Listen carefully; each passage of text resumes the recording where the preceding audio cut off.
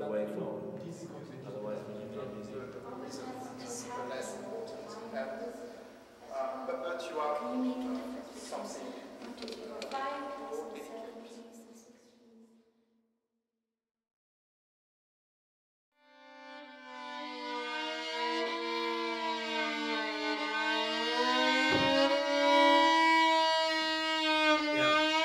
Sound very inspired for a loud dynamic. I mean, you don't have any rhythm to bite it out, but I think you've got to go for it a bit more.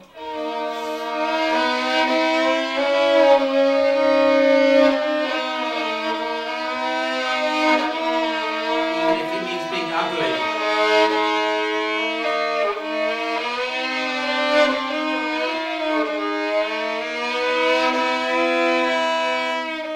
And then hold this C for the full duration. It's just got to be more ugly. Xenakis loved ugliness. Okay. I remember once going for a coffee with him in the break of a rehearsal, and it was pissing down with rain, pouring down with rain. Excuse me. And you couldn't see outside the cafe. There was so much condensation. And I came in and he bought coffee, and I said, "Oh, Daryl." He said, "Oh, it's a beautiful day." And at first I looked at him and I thought he was joking. And then I realized he wasn't joking. He loved the rain. And he loved ugliness, what we consider ugliness. So if you have to overpress a bit, don't worry. Go in that direction rather than trying to make a nice, beautiful violin sound. Okay. Because it's constant, you know, Ponticello, he wanted... Really, I remember him saying, "I want to hear high partials, being really close to the bridge." It's a completely different concept of a violin sound. Forget everything that anyone's ever taught you about the violin. Okay. Well, you need to remember some of it. Yeah.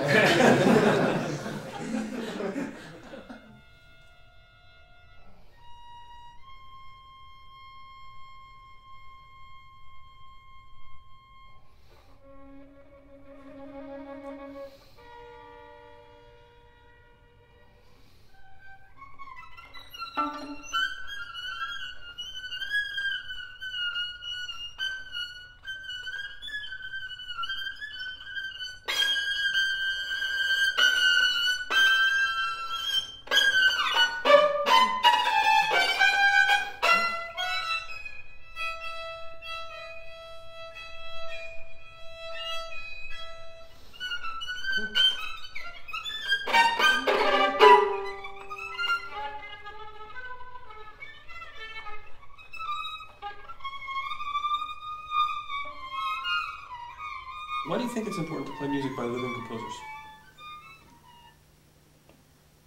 Well, they're not all living anymore. You mean, yeah, why do I think it's important? Because it's the way forward. Otherwise we live in a museum. Of course, I can't really answer that question because sadly a lot of the composers that I started playing have now died. The sort of avant-gardism of the late 20th century. Yeah. Which I grew up with as a schoolboy and student. But of course, I've never liked living in a museum.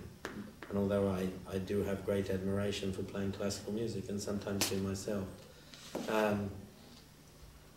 it has to stay in its certain place. And for me, it's much more exciting creating things and working with composers and taking music off of the page, making it sound for the first time, giving an interpretation to it. And I think a lot of the ex-players and present players of the Arditti Quartet feel that also, that what they're doing now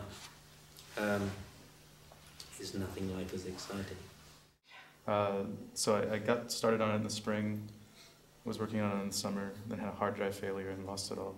Oh. And then had, so it basically ended up me having to recompose the whole thing in a very short time period for me.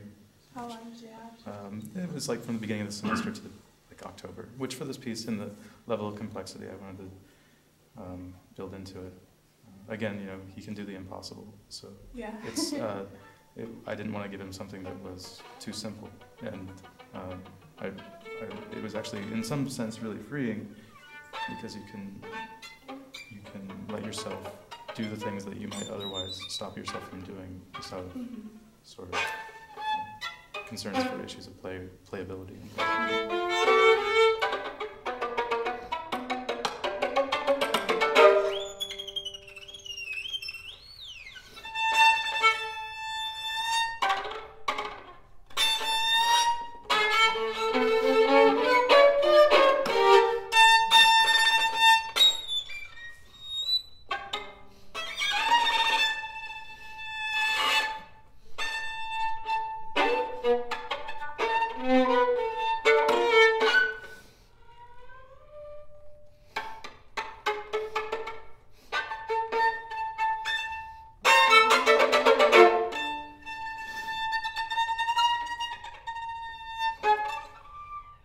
It was actually very constructive, very productive, very efficient. It was amazing how quickly he went through it, and I didn't have to say much, just understood automatically what it was that was going on. And it only took a word or two, not a whole lot of explaining, and he was just on it.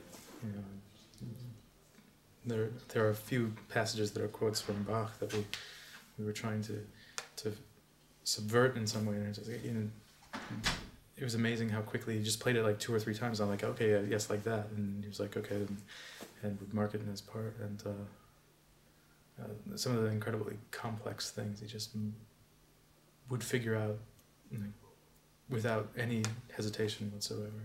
Hopefully, we're all in a spot where now we're not afraid of challenging the performers, or hopefully the performers and the audience aren't afraid of being challenged. To take it back briefly to the process that you go through when you look at a new score, even a score whose notation you are familiar with, or it's not surprising to you. How is the process that you undergo when you learn a piece, when you first start getting a piece under your fingers? How's that changed in the past couple of decades, or has it? Well, it's got easier. I suppose because the more you do something, the better at it you become. And I haven't noticed myself slowing down much in my old age. So that's the other end of it, I suppose. You get slower. But I think, no, it's more or less similar approach, kind of analytical approach, working out stuff before you even open the violin case. What needs to be rhythmically, you need a calculator to work out some extreme rhythms or whatever. But to know what you're doing, it sounds like a joke, but it's not a joke at all. I mean, in some ways a calculator is very important to dissect some of the rhythms and make them really clear before you take the violin out of the case. Even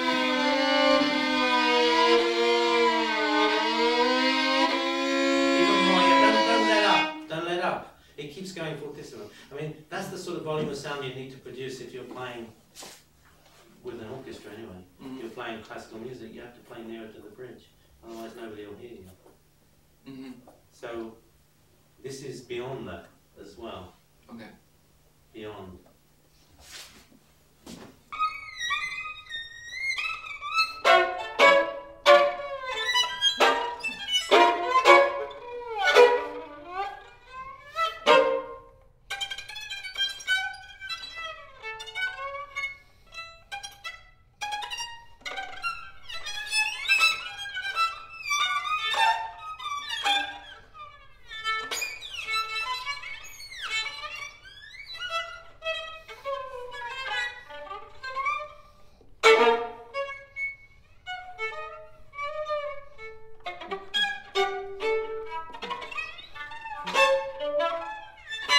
What motivated you to leave the orchestra world? The orchestra world left me. Oh. I'm not a very tolerant character. I don't think they liked me very much. But in a way it was the best thing because I was quite good at being an orchestral leader. And the best thing was to sever all connections with orchestras because I didn't know it at the time that the Arditti Quartet would become so important. But it did, and I think it was important that I didn't play in orchestras because I didn't know it, but I think it was written that I had to form a string quartet. I wasn't really aware of what I was doing. we won this very important prize in 1999 in Germany, the Ernst von Siemens Music Prize, which is a very prestigious prize. And the prize was for lifetime achievement and how we changed the face of string quartet literature over the past 20 years, or however many years it was. And I really admitted that I wasn't aware that we were doing that, because I formed the Arditti Quartet to play pieces that I liked. And it was, it was pretty stunning. He was playing with his quartet.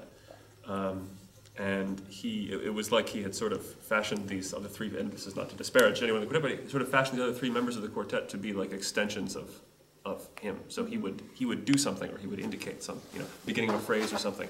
And it was like, sort of flying in formation. It was quite remarkable. And his leadership of the group, is very sort of agile and really quite remarkable. Yeah, it was great. And again, like I said, I'm listening to recordings of his for so long. To finally see him perform was really something. I remember once a story with Hans Werner Henze.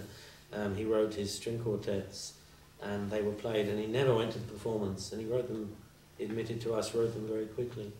And then we came to record them with him, and we played what he'd written. I think it was for the fourth quartet, and it was a scherzo type movement. And he'd written it in a tempo that was much too slow, and he wanted lots of rubato in it, and nothing was written. And he said, yeah, I didn't really follow these pieces through. I wrote them, and I never heard the performance. I think they were played once by another quartet before that. And then we said, well, what do you want to do? We're here to record it. He said, well, I wanted to go like dum, dum, dum, dum, dum, dum, yup. I said, why don't you conduct it for us? And in the recording session, he conducted this movement, because he was quite a good conductor. This is 20 years ago at least, maybe more. Maybe it's more like 30 years actually. But he conducted this movement, and he hadn't put down at all what he wanted in the score. And this is the most extreme example, I think, of where it's so useful. It impinged on me on the whole concept of working with composers and getting them almost to take responsibility for what they'd written and to confront them with the sound of it. That's the most important thing.